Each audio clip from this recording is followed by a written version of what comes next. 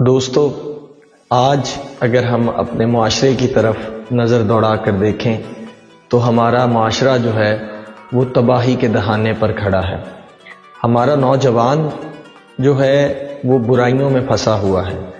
ہمارا نوجوان جھوٹ میں پھنسا ہوا ہے، ہمارا نوجوان فریب میں پھنسا ہوا ہے، ہمارا نوجوان مختلف قسم کی بیماریوں میں پھنسا ہوا ہے، اور ہمارے اس نوجوان کی کسی بھی جگہ پر تربیت نہیں ہو رہی، نہ تربیت ہمارے تعلیمی اداروں میں ہو رہی ہے، نہ تربیت ہماری گھروں میں ہو رہی ہے۔ تو آخر ہم اپنے ان نوجوانوں کی تربیت کیسے کریں؟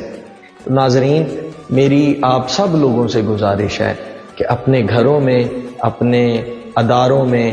قرآن کو عام کریں، قرآن کے اس پیغام کو عام کریں کہ قرآن کو فقط عربی میں نہ پڑھا جائے، قرآن کو ترجمے کے ساتھ پڑھا جائے۔ جب آپ قرآن کو،